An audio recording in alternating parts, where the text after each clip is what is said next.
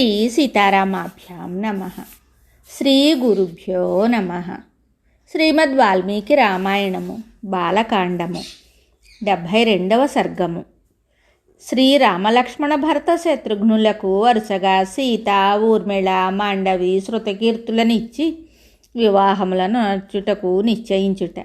వివాహములకు ముందు నాంది ప్రభృతి శుభకార్యములను నిర్వర్తించుట.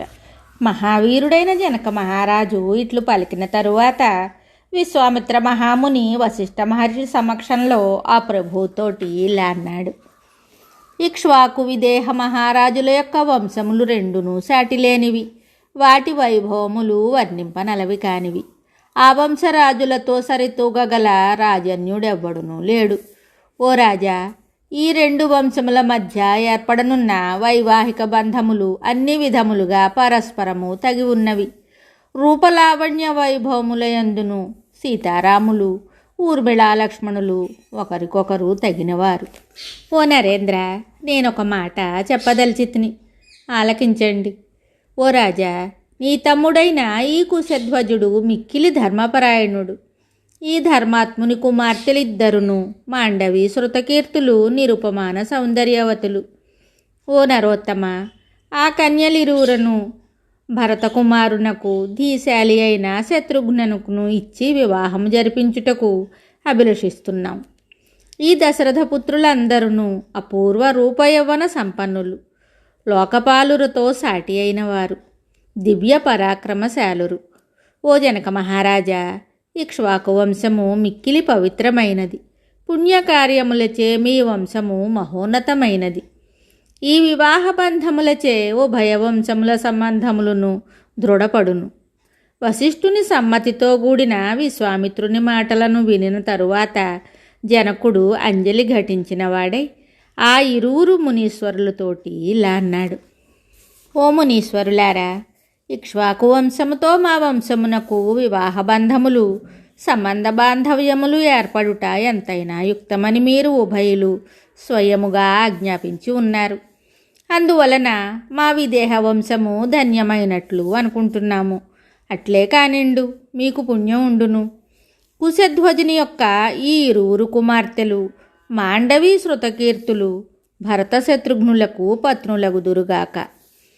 ఓ మహాముని, మహాపరాక్రమశాలురైన ఈ నలుగురు రాజకుమారులను, ఆ నలుగురు రాజకుమార్తెలను ఒకే రోజున పరిణయమాడుదురుగాక.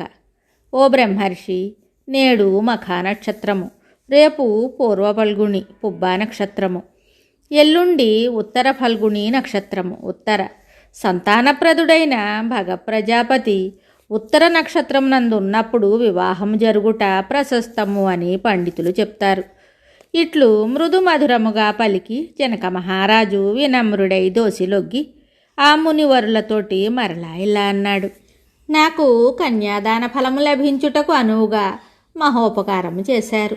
ఎల్లప్పుడూ నేను మీ అంతేవాసిని, శిష్యుడను. ఓ మునీశ్వరులారా, ఈ ఉన్నతాసనములను అలంకరించండి. మీరు మా మిథిలా నగరమును దశరథుని అయోధ్యను వలె భావించండి. మిథిలా నగరముపై మీకు సర్వాధికారములను ఉన్నాయి. ఇందు ఏమాత్రమూ సందేహం లేదు. సముచితముగా ఆజ్ఞాపించండి. విదేహ ప్రభు అయిన జనకుడు ఇట్లు చెప్పగా రఘువంశ ప్రభు అయిన దశరథుడు మిక్కిలి సంతుష్టుడై ఆయనతోటి ఇలా అన్నాడు. మిథిలా నగర ప్రభువులైన మీ ఇద్దరు సోదరులు మహాసద్గుణ సంపన్నులు. మీరు ఋషీశ్వరులను, రాజులను అతిథి సత్కారములతో చక్కగా గౌరవించారు. మీకు పెక్కు శుభములు కలుగును. నేను మా విడిదికి చేరేదను. నాందీ దేవతా ఆహ్వానములు మొదలగు వివాహ ప్రారంభ శుభకార్యములను నిర్వర్తించెదను. అంతటా వాసిగాంచిన దశరథ మహారాజు జనక మహారాజును వీడ్కొని వశిష్ఠ, విశ్వామిత్ర మహర్షులతో కూడి తన విడిదికి వెళ్ళారు. దశరథుడు తన నివాసానికి చేరి విధి విధానముగా నాందీ కార్యక్రమములను ఆచరించెను. ప్రాతకాలమున లేచి సకాలములో గోదానపూర్వక సమావర్తన కార్యక్రమాన్ని నిర్వర్తించెను. ఆ సందర్భమును పురస్కరించుకుని దశరథుడు తన ఒక్కొక్క కుమారుని పేరుతో 1,00,000 గోవులను ధర్మముననుసరించి బ్రాహ్మణోత్తములకు దానము చేశాను.